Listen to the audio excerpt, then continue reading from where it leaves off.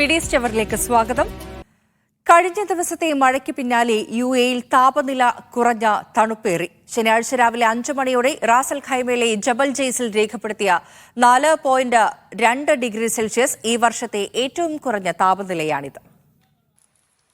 ജനുവരി ആദ്യം അൽ ഐനിലെ റഗ്നയിൽ രേഖപ്പെടുത്തിയ 5.3 ഡിഗ്രി സെൽഷ്യസിന്റെ റെക്കോർഡാണ് കഴിഞ്ഞ ദിവസം ഭേദിച്ചത്. വെള്ളിയാഴ്ച മുതൽ രാജ്യത്ത് പല ഭാഗത്തും ഇടിമിന്നലോട് കൂടിയ മഴ ലഭിക്കുന്നുണ്ട്. അജ്മാൻ ഒഴികെ 6 എമിറേറ്റ്സിലാണ് ഇടിമിന്നലോട് കൂടിയ മഴ രേഖപ്പെടുത്തിയത്. അതോടൊപ്പം മിക്ക പ്രദേശങ്ങളിലും മേഘാവൃതമായ അന്തരീക്ഷമാണ് നിലവിലുള്ളത്. തിങ്കളാഴ്ച വരെ മഴയ്ക്ക് സാധ്യതയുണ്ടെന്ന് ദേശീയ കാലാവസ്ഥാ നിരീക്ഷണ കേന്ദ്രം മുന്നറിയിപ്പ് നൽകിയിട്ടുമുണ്ട്. ശനിയാഴ്ച ജബൽ മബ്രിഹിൽ 6 ഡിഗ്രിയും ജബൽ അൽ റഹ്ബയിൽ 6.2 ഡിഗ്രിയും ജബൽ അൽ ഹഫീദിൽ 9.5 ഡിഗ്രിയും ജബൽ അൽ ഹിബനിൽ 10 ഡിഗ്രിയുമാണ് താപനില രേഖപ്പെടുത്തിയത്. ജബൽ ജെയ്സ് കഴിഞ്ഞാൽ ഇവിടങ്ങളിലാണ് രാജ്യത്ത് ഏറ്റവും തണുപ്പുള്ളത്. അതേസമയം ഏറ്റവും കൂടുതൽ താപനില രേഖപ്പെടുത്തിയത് കൽബയിലാണ്. Media 1 Dubai. സൗദിയുടെ സമ്പദ് വ്യവസ്ഥ അടുത്ത വർഷം വൻ വളർച്ച കൈവരിക്കുമെന്ന് റിപ്പോർട്ട്. അന്താരാഷ്ട്ര നാണയനിധി പുറത്തുവിട്ട കണക്കുകളിൽ അടുത്ത വർഷം 5% വളർച്ച രാജ്യത്ത് പ്രകടമാകും. എണ്ണയിതര മേഖലകളാണ് ഇതിൽ സുപ്രധാന പങ്ക് വഹിക്കുക. അന്താരാഷ്ട്ര നാണയനിധി 2023 പുറത്തുവിട്ട കണക്കുകൾ പ്രകാരം സൗദിയുടെ സമ്പദ് വ്യവസ്ഥ അടുത്ത വർഷം 4.2% വളർച്ച കൈവരിക്കുമെന്നായിരുന്നു റിപ്പോർട്ട്. എന്നാൽ ജനുവരിയിൽ പുറത്തുവിട്ട പുതിയ കണക്കുകളിലാണ് നേരത്തെയുള്ളതിൽ നിന്നും 1.3% വർധനവ് പ്രവചിച്ചത്. ഇതോടെ അടുത്ത വർഷം ആഭ്യന്തര ഉൽപാദനത്തിൽ 5.5% വർധനവാണ് രാജ്യത്ത് പ്രകടമാകുക. അതേസമയം ഈ വർഷം സമ്പദ് വ്യവസ്ഥയിൽ 2.7% വളർച്ച കൈവരിക്കുമെന്നും റിപ്പോർട്ടിൽ പറയുന്നു. നേരത്തെ ഈ വർഷം 4% വർധനവായിരുന്നു പ്രവചിച്ചത്. എന്നാൽ സൗദി ഉൾപ്പെടെയുള്ള ഒപെക്സ് രാജ്യങ്ങൾ എണ്ണയുൽപാദനം കുറച്ചതാണ് മൊത്തം ഉൽപാദനത്തിൽ 1.3% കുറവ് രേഖപ്പെടുത്താൻ കാരണം. എണ്ണയിതര മേഖലകളിൽ ഈ വർഷവും വലിയ വളർച്ചയാണ് പ്രതീക്ഷിക്കുന്നത്. കൂടാതെ ആഗോള സമ്പദ് വ്യവസ്ഥ 2024-ൽ 3.1%, 2025-ൽ 3.2% വളർച്ച കൈവരിക്കുമെന്നും റിപ്പോർട്ടിൽ പറയുന്നു. Tamim CP, media 1 Riyadh. സൗദിയിൽ ഗതാഗത മേഖലയിൽ കൂടുതൽ തൊഴിലുകൾ സ്വദേശിവത്കരിക്കുന്നു. 2 വർഷത്തിനുള്ളിൽ പദ്ധതി പൂർത്തീകരിക്കാൻ ലക്ഷ്യമിടുന്നതായി ട്രാൻസ്പോർട്ട് ജനറൽ അതോറിറ്റി വക്താവ് അറിയിച്ചു. അടുത്തിടെ ഈ മേഖലയിലെ 10 പ്രൊഫഷണലുകൾ സ്വദേശിവത്കരിച്ചിരുന്നു. സൗദിയിൽ കൂടുതൽ ഗതാഗത തസ്തികകൾ സ്വദേശിവൽക്കരിക്കാൻ പദ്ധതിയിടുന്നതായി ട്രാൻസ്പോർട്ട് ജനറൽ അതോറിറ്റി വക്താവ് സ്വാലിഹ് അൽ സുവൈദ് അറിയിച്ചു. ഗതാഗത ലോജിസ്റ്റിക്സ് മേഖലയിലാണ് നിയമം നടപ്പിലാക്കുക.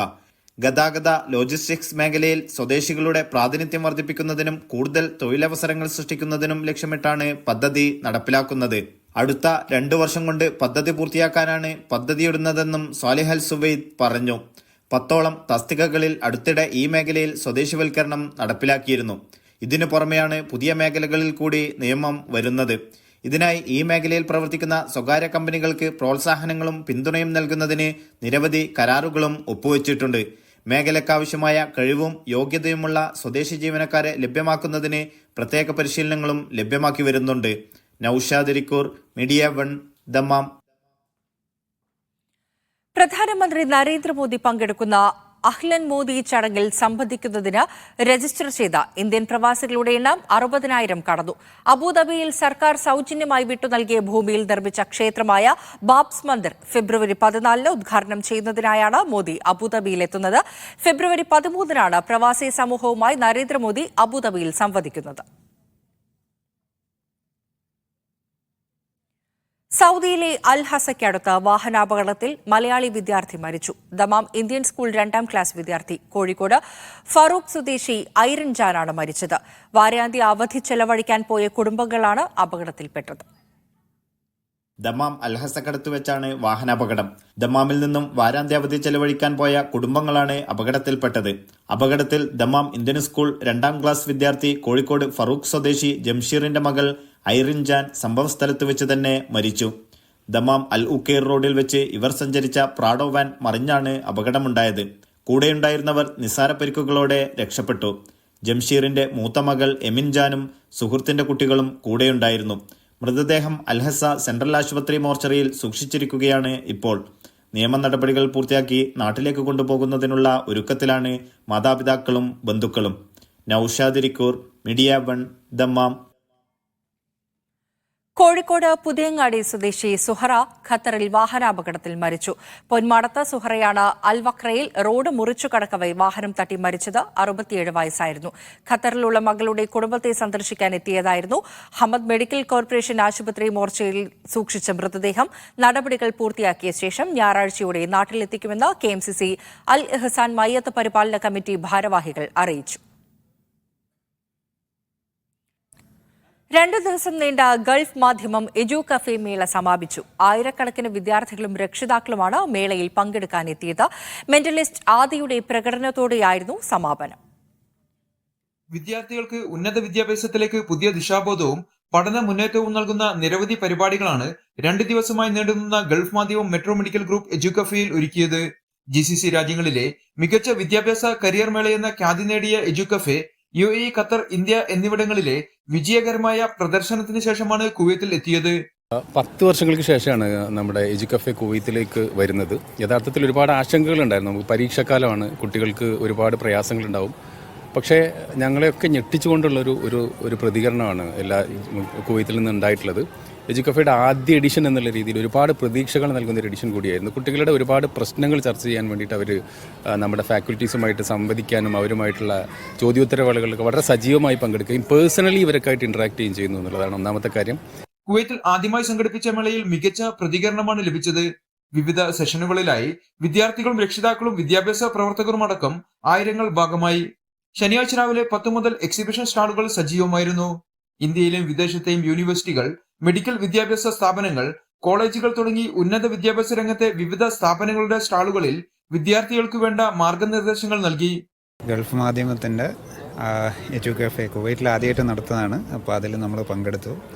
വളരെ നല്ല പരിപാടിയായിരുന്നു. ടോട്ടലി ഗംഭീര വിജയമായിരുന്നു. ഒരു തുടക്കം എന്നുള്ള രീതിയിൽ അടുത്ത വർഷം ഇതിലും വിപുലമായിട്ട് കാര്യങ്ങൾ നടത്തുമെന്ന് നമ്മൾ പ്രതീക്ഷിക്കുന്നു. വിവിധ കളികളിലൂടെ വലിയ കാര്യങ്ങൾ അവതരിപ്പിച്ച് രാജ് കലേജും പഠന സാധ്യതകളുമായി ബന്ധപ്പെട്ട സെഷനുമായി മെഹറൂഫ് CMഉം മത്സര പരീക്ഷയിലെ സാങ്കേതിക വിദ്യ ഉപയോഗങ്ങളെക്കുറിച്ച് ഫർഹാനും രക്ഷിതാക്കളുമായി സംവദിച്ച് ആരതി C രാജരത്നവും മെന്റലിസ്റ്റ് ആദി നേതൃത്വം നൽകിയ പരിപാടിയും കുട്ടികളെയും മുതിർന്നവരെയും ആകർഷിച്ചു. മമത മോഹൻദാസ് നേതൃത്വം നൽകിയ ജീവിത വഴികൾ എന്ന പരിപാടിയും ശ്രദ്ധേയമായി. സലീംകോട്ടയിൽ, മീഡിയ 1, കുവൈറ്റ് സിറ്റി. ഖത്തറിൽ അൽഖോർ പാർക്ക് സന്ദർശിക്കാൻ ഇനി മുതൽ ടിക്കറ്റ് ഓൺലൈനായി ബുക്ക് ചെയ്യണം. മുതിർന്നവർക്ക് 15 ഖത്തർ റിയാലും കുട്ടികൾക്ക് 10 റിയാലുമാണ് നിരക്ക്. ഓൺലൈനായി ടിക്കറ്റ് എടുത്താൽ ലഭിക്കുന്ന ബാർകോഡ് കാണിച്ചാൽ മാത്രമേ സന്ദർശകരെ അകത്തേക്ക് പ്രവേശിപ്പിക്കൂ. ഓൺലൈനായി പണമടയ്ക്കാൻ കഴിയുന്നില്ലെങ്കിൽ അൽമീറ ശാഖകളിൽ നിന്ന് ടിക്കറ്റ് വാങ്ങിയും പാർക്കിലേക്ക് പ്രവേശിക്കാം. റാസൽ ഖൈമ ആർട്ട് ഫെസ്റ്റിവലിന് തുടക്കമായി. റാസൽ ഖൈമ ഭരണാധികാരി ഷെയ്ഖ് സൗദ് ബിൻ സഖർ അൽ ഖാസിമി മേളയുടെ ഉദ്ഘാടനം നിർവഹിച്ചു. 4 ആഴ്ച നീണ്ടു നിൽക്കുന്ന കലാമേള ഫെബ്രുവരി 29-നാണ് സമാപിക്കുക. 35 രാജ്യങ്ങളിൽ നിന്ന് 100-ലേറെ കലാകാരന്മാരുടെ രചനകളാണ് റാസൽ ഖൈമ ആർട്ട് ഫെസ്റ്റിവലിനെ വർണ്ണാഭമാക്കുന്നത്. ഇൻ മോഷൻ എന്നതാണ് ഈ വർഷത്തെ മേളയുടെ ആശയം. അനുദിനം മാറിക്കൊണ്ടിരിക്കുന്ന ലോകത്തിന്റെ വൈവിധ്യങ്ങളെ പരിചയപ്പെടുത്തുന്നതോടൊപ്പം വരും പതിറ്റാണ്ടിലെ മാറ്റങ്ങളെ ഭാവനയിൽ കാണാൻ പ്രേരിപ്പിക്കുന്നതുകൂടിയാണ് രചനകളെന്ന് മേളയുടെ അവതാരകരായ അൽദാർ അധികൃതർ പറഞ്ഞു. രാജ്യങ്ങളും ജനതകളും പരസ്പരം സംവദിക്കുന്ന പൊതുഭാഷയാണ് കലയെന്ന് മേള ഉദ്ഘാടനം ചെയ്ത റാസൽ ഖൈമ ഭരണാധികാരി ഷെയ്ഖ് സൗദ് ബിൻ സക്കർ അൽ ഖാസിമി പറഞ്ഞു. ഫ്രാൻസ്, US, ജർമ്മനി എന്നീ രാജ്യങ്ങളിലെ അംബാസഡർമാരും ഉദ്ഘാടന ചടങ്ങിൽ പങ്കെടുത്തു. ഓമന മൃഗങ്ങളുമായി എത്തേണ്ട വാരാന്ത്യം, കുടുംബവുമായി എത്തേണ്ട വാരാന്ത്യം, സാംസ്കാരിക വാരാന്ത്യം എന്നിങ്ങനെ 4 ആഴ്ചയിലെ വാരാന്ത്യ ദിനങ്ങളെ തരംതിരിച്ച് പ്രത്യേക പരിപാടികളും മേളയിലുണ്ടാകും. Media 1, Ras Khaimah. അബുദാബിയിൽ ബോട്ട് മുങ്ങി കടലിൽ കാണാതായ 2 പേരെ UAE നാഷണൽ ഗാർഡ് കമാൻഡ് രക്ഷപ്പെടുത്തി. മോശം കാലാവസ്ഥയിൽ ഇവർ സഞ്ചരിച്ചിരുന്ന ബോട്ട് മുങ്ങിപ്പോകുകയായിരുന്നു. ഏഷ്യൻ രാജ്യക്കാരായ 2 യുവാക്കളാണ് അപകടത്തിൽപ്പെട്ടതെന്ന് ആഭ്യന്തര മന്ത്രാലയം അറിയിച്ചു. രക്ഷപ്പെടുത്തിയ ഇവരെ അൽ ഖാസിമി ആശുപത്രിയിലേക്ക് മാറ്റി. വിവിധ ആവശ്യങ്ങൾ ഉന്നയിച്ച് ഒമാനിലെ ഇന്ത്യൻ സ്കൂൾ രക്ഷിതാക്കളുടെ കൂട്ടായ്മ വീണ്ടും സ്കൂൾ ഡയറക്ടർ ബോർഡിന് മുന്നിലെത്തി. രക്ഷിതാക്കൾക്ക് നൽകിയ ഉറപ്പുകൾ തുടർച്ചയായി ലംഘിക്കപ്പെട്ടതിന്റെ അടിസ്ഥാനത്തിലാണ് ശനിയാഴ്ച നടന്ന സ്കൂൾ ഡയറക്ടർ ബോർഡ് യോഗത്തിലേക്ക് രക്ഷിതാക്കൾ നേരിട്ടെത്തി വിഷയങ്ങൾ ചർച്ച ചെയ്തത്. ഒമാനിലെ ഇന്ത്യൻ സ്കൂളുകളിൽ കഴിഞ്ഞ കുറേ കാലമായി അക്കാദമിക് രംഗത്ത് നിരവധി പ്രശ്നങ്ങൾ നിലനിൽക്കുകയാണ്. സ്കൂൾ പ്രവർത്തനവുമായി ബന്ധപ്പെട്ട് രക്ഷിതാക്കളുടെ ഇടയിൽ ഉയർന്നിട്ടുള്ള വിവിധ പരാതികൾ ചർച്ച ചെയ്യുന്നതിനായി സ്കൂൾ ഓപ്പൺ ഫോറം ഉടൻ വിളിച്ചു ചേർക്കണമെന്നും ബോർഡ് ചെയർമാനോട് നിവേദനത്തിലൂടെ അഭ്യർത്ഥിച്ചിരുന്നു. എന്നാൽ ഇതുവരെയും ഓപ്പൺ ഫോറം വിളിക്കാൻ സ്കൂൾ അധികൃതർ തയ്യാറായിട്ടില്ല. ഇന്ന് ബോർഡ് ചെയർമാൻ ഉറപ്പ് നൽകിയിട്ടുണ്ട്. എല്ലാ SMCകളെയും ബന്ധപ്പെട്ടുകൊണ്ട് പാരന്റ് ഓപ്പൺ ഫോറം എത്രയും പെട്ടെന്ന് തന്നെ വിളിച്ചു ചേർക്കുമെന്ന്. അതുപോലെ തന്നെ SMCയുമായി ബന്ധപ്പെട്ട് നടക്കുന്ന ഇന്റർവ്യൂകൾ, എക്സ്പ്രഷൻ ഓഫ് ഇൻട്രസ്റ്റ് പല ഘട്ടങ്ങളായി വിളിച്ചിട്ടുണ്ടെങ്കിലും ആ എക്സ്പ്രഷൻ ഓഫ് ഇൻട്രസ്റ്റിൽ അനുസരിച്ചിട്ടുള്ള ഒരു ഇന്റർവ്യൂ പ്രോസസ്സല്ല ഇവിടെ നടക്കുന്നതെന്നും അതിൽ സുതാര്യതയില്ല എന്നുള്ളതുള്ള കാര്യങ്ങളൊക്കെ തന്നെ ചൂണ്ടിക്കാണിച്ചിട്ടുണ്ട്. ഈ പറഞ്ഞ വിഷയങ്ങളൊക്കെ തന്നെ അഡ്രസ് ചെയ്യാം എന്നുള്ള ഒരു ഉറപ്പാണ് ഇന്ന് ബോർഡ് ചെയർമാൻ നൽകിയിട്ടുള്ളത്. സ്കൂൾ മാനേജ്മെന്റ് കമ്മിറ്റി തിരഞ്ഞെടുപ്പിലെ സുതാര്യതയിൽ വ്യാപകമായ പരാതികളും സംശയങ്ങളും രക്ഷിതാക്കളുടെ ഇടയിൽ നിലനിൽക്കുകയാണ്. ചില ബോർഡ് അംഗങ്ങളുടെ സ്ഥാപിത താൽപര്യങ്ങൾക്കു വേണ്ടി സ്കൂളിന്റെ നിലവാരത്തെ ദോഷകരമായി ബാധിക്കുന്ന തരത്തിൽ സ്കൂൾ മാനേജ്മെന്റ് കമ്മിറ്റിയിലേക്കുള്ള തിരഞ്ഞെടുപ്പുകൾ നടക്കുന്നതായി പരാതികൾ ഉയർന്നിട്ടുണ്ട്. സ്കൂളിന്റെ ദൈനംദിന പ്രവർത്തനങ്ങളിൽ ക്രിയാത്മകമായി ഇടപെടാൻ ഉത്തരവാദിത്തമുള്ള SMC അംഗങ്ങളുടെ തിരഞ്ഞെടുപ്പ് നടപടിക്രമങ്ങൾ സുതാര്യമായി നടത്തണമെന്നും രക്ഷിതാക്കൾ ആവശ്യപ്പെട്ടു. കഴിഞ്ഞ 2ലധികം തവണയായി ഈ സ്കൂളിൽ നടന്നുകൊണ്ടിരിക്കുന്ന വിവിധ ട്രാൻസ്പെറൻസ് സുതാര്യതയില്ലാതെ നടക്കുന്ന പ്രവർത്തനങ്ങളെപ്പറ്റി രക്ഷകർത്താക്കളുടെ നേതൃത്വത്തിൽ സ്കൂളിന്റെ സ്കൂൾ ഡയറക്ടർ ബോർഡിന് 2ലധികം തവണ പരാതി കൊടുത്തതാണ്. അതിനുശേഷം എംബസിയിൽ പരാതി കൊടുത്തതാണ്. സ്കൂളിൽ പേരന്റ്സ് ഫോറം വിളിക്കാത്തതും ഇവിടുത്തെ SMC തെരഞ്ഞെടുപ്പുമായി ബന്ധപ്പെട്ട് സുതാര്യതയില്ലാതെ നടക്കുന്ന ഇന്റർവ്യൂ പ്രോസസ്സുകളും ഇതിനെപ്പറ്റി നടപടിയെടുക്കണമെന്ന് ആവശ്യപ്പെട്ടുകൊണ്ട് പലതവണ പരാതി നൽകിയിരുന്നെങ്കിലും ഒരു ആക്ഷനും സ്കൂൾ ഡയറക്ടർ ബോർഡിന്റെ ഭാഗത്തുനിന്നോ മാനേജ്മെന്റിന്റെ ഭാഗത്തുനിന്നോ ഉണ്ടായിട്ടില്ല. രക്ഷിതാക്കളുമായി സംസാരിച്ച Indian school board chairman Sivakumar മാണിക്കവും ബോർഡ് അംഗങ്ങളും സ്കൂൾ പാരന്റ്സ് ഫോറം ഈ മാസം തന്നെ വിളിക്കാമെന്ന് ഉറപ്പു നൽകി. SMC തിരഞ്ഞെടുപ്പ് ഉൾപ്പെടെയുള്ള മറ്റു വിഷയങ്ങൾ ഇന്നത്തെ ബോർഡ് യോഗത്തിൽ ഗൗരവമായി ചർച്ച ചെയ്യുമെന്നും രക്ഷിതാക്കൾ ഉന്നയിച്ച പ്രശ്നങ്ങൾക്ക് യുക്തമായ പരിഹാരം ഉണ്ടാകുന്ന തീരുമാനങ്ങൾ എടുക്കുമെന്നും ചെയർമാൻ അറിയിച്ചതായി രക്ഷിതാക്കൾ പറഞ്ഞു. രക്ഷിതാക്കൾ ഉന്നയിച്ച ആശങ്കകൾക്ക് പരിഹാരം ഉണ്ടാകുമെന്ന് പ്രതീക്ഷിക്കുന്നതായും രക്ഷിതാക്കളുടെ കൂട്ടായ്മയ്ക്ക് നേതൃത്വം നൽകിയ KV വിജയൻ, ദിനേശ് ബാബു, സുഗതൻ, സന്ദീപ്, മിഥുൻ, അരുൺ തുടങ്ങിയവർ അറിയിച്ചു. Media 1 Muscat. കേന്ദ്ര ബജറ്റ് നിരാശാജനകമാണെന്ന് കലാ കുവൈത്ത്. അടിസ്ഥാന വർഗത്തെ തീർത്തും അവഗണിക്കുന്ന പ്രസംഗം മാത്രമാണ് കഴിഞ്ഞ ദിവസം അവതരിപ്പിക്കപ്പെട്ട കേന്ദ്ര ബജറ്റ്. സംസ്ഥാനത്തിന്റെ ആവശ്യങ്ങളൊന്നും പരിഗണിക്കുകയോ എയിംസ് ഉൾപ്പെടെയുള്ള പദ്ധതികൾ പ്രഖ്യാപിക്കുകയോ ചെയ്തിട്ടില്ല.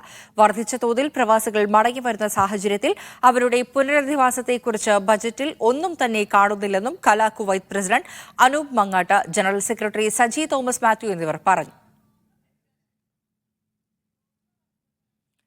20 വർഷങ്ങൾക്ക് മുൻപ് കോൽക്കളി പഠിപ്പിച്ച ഗുരുനാഥനെ ആദരിച്ച പ്രവാസി ശിഷ്യന്മാർ. ഗുരുവിനെ ദുബായിലേക്ക് കൊണ്ടുവന്നാണ് ശിഷ്യർ ആദരമർപ്പിച്ചത്.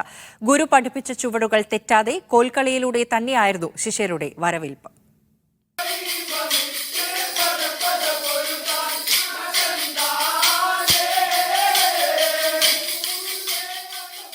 ഇത് കോഴിക്കോട് മാങ്കാവ് കടുപ്പിനി സ്വദേശി യാസർ ഗുരുക്കൾ. തിരുവനന്തപുരം ഭാഗങ്ങളിൽ നൂറുകണക്കിന് ആളുകളെ കോൽക്കളി പരിശീലിപ്പിച്ച ഗുരു 2 പതിറ്റാണ്ടുകൾക്കിപ്പുറം ദുബൈയിൽ അനന്തപുരിയിലെ ശിഷ്യന്മാർ ചേർന്ന് സംഘടിപ്പിച്ച ആദരവും വേറിട്ട ഒന്നായി. തിരുവനന്തപുരം ജില്ലയിൽ ഹൈസ്കൂൾ, ഹയർ സെക്കൻഡറി വിഭാഗങ്ങളിൽ യാസർ ഗുരുക്കളിൽ നിന്ന് കോൽക്കളി പരിശീലിച്ച പ്രവാസ ലോകത്തെ ടീം അനന്തപുരിയാണ് ദുബൈയിൽ ചടങ്ങ് ഒരുക്കിയത്. കേന്ദ്ര സംഗീത നാടക അക്കാദമിയുടെ ആഭിമുഖ്യത്തിൽ ഗുരു പദവി നൽകി ആദരിച്ച കലാകാരൻ കൂടിയാണ് യാസർ ഗുരുക്കൾ. കോഴിക്കോട്ടെ അങ്ങാടിയിൽ ചുമട്ടുതൊഴിലാളിയായ യാസർ ഗുരുക്കൾ കോൽക്കളിയെക്കുറിച്ച് 2 പുസ്തകങ്ങളും രചിച്ചിട്ടുണ്ട്.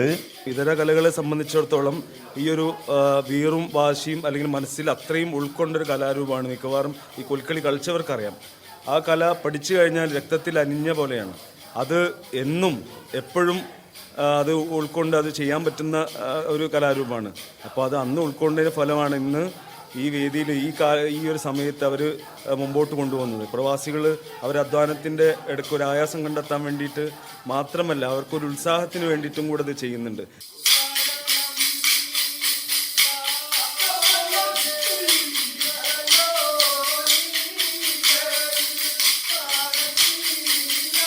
ഉപജീവനം തേടി പ്രവാസ ലോകത്തെത്തിയിട്ടും കോൽക്കളിയെ ഇന്നും നെഞ്ചോട് ചേർത്ത് പിടിക്കുന്നവരാണ് സാധാരണക്കാരായ ഇവരിൽ പലരും.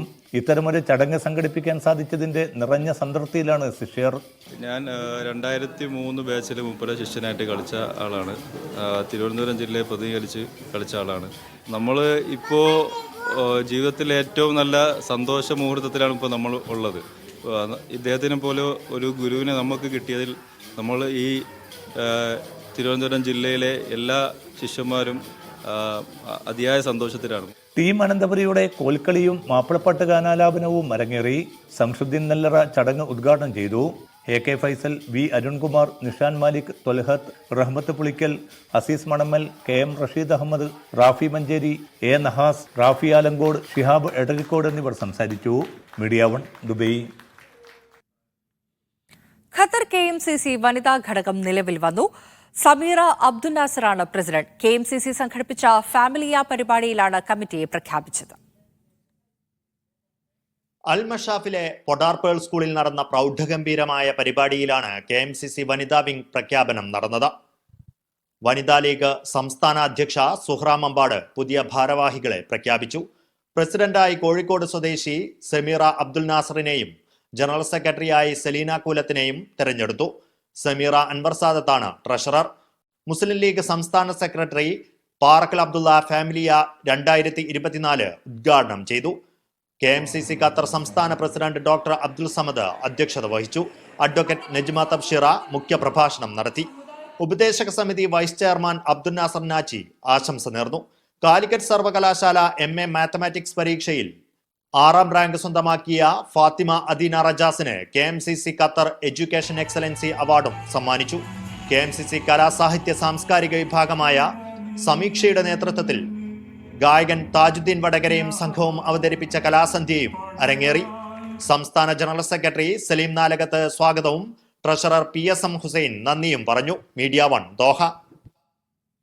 ഇസ്രായേൽ ആക്രമണത്തിൽ തകർന്ന ഗസയുടെ പുനർനിർമ്മാണത്തിന് UAE $50 ലക്ഷം സഹായം പ്രഖ്യാപിച്ചു. ഐക്യരാഷ്ട്രസഭയുടെ കോർഡിനേറ്റർ സിഗ്രത് കാഗുമായി നടത്തിയ കൂടിക്കാഴ്ചയ്ക്ക് പിന്നാലെയാണ് UAE സഹായധനം പ്രഖ്യാപിച്ചത്.